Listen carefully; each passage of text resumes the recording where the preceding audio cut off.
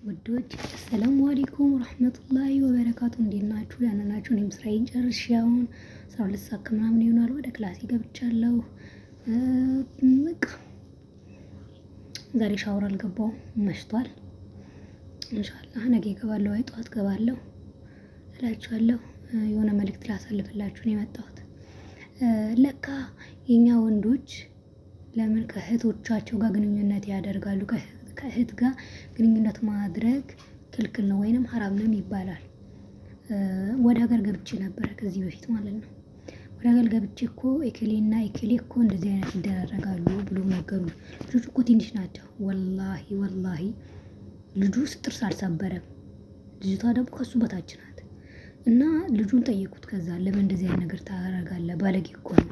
አላህ ሱብሃነሁ ወተዓላ ስትሞት ጊዜ በእሳት ያቃጥልሃል አልኩት። እንዲፈራ እንጂ እሱ ምንም ያውቃል። አልተቃጠለም። ዛራ እኮ ራሱ አለኝ። ዛራ ራሱ እኮ እንደዚህ ነው የሚታረገው። ምን ለማለት ፈልጎ መሰላችሁ? ወላሂ የእናቱን ስም አንስቶ ነው ያለው። አያችሁ፣ ኖርማል መስሎታል ማለት ነው። ለካ ለዚህ ነው አረቦች የነሱን ህፃናት ለብቻ ክላስ የሚሰጡት። አያችሁ፣ አሁን ይሄ ልጅ እኮ ይሄ ነገር መጥፎ መሆኑን አላወቅም፣ ግን እናትየው ራሱ ስለምታረግ ስላየ በቃ ኖርማሊ ምንም ችግር አልመስለውም። አያችሁ፣ አረብ ሀገር ላይ የምንሰራ ሰዎች ሀገር ላይ ቤት ስንሰራ ለምን ትንሽ ጎጆ አትሆንም? ጓዳ ሳሎንና ትናንሽ ክላስ ሁለት ትናንሽ ለሴትም ለወንድ ብቻ ለብቻ እንደምን ተማሞተን ወላሂ ለምን አንድ ፍራሽ የምትወስድ ክፍል አትሆን? ተማሞተን ብቻ ለብቻ መስራት አለብን ወላሂ። ሴት ደግሞ ራሳችን ጋር እናሳድራለን ለማለት ሴትም በእግርሽ ስር በምንሽ ስር ባልጋው ማለት ነው ተሰማላይ ታዳምጣለች። ኖርማል ይመስላታል። ጥሩ አይደለም። አረቦች ትክክል ናቸው።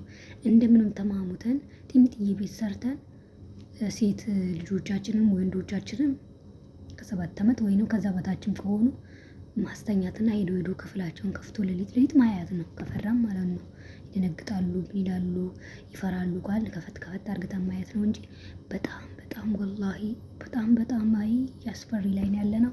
አላህ ይጠብቀን ኢንሻአላህ።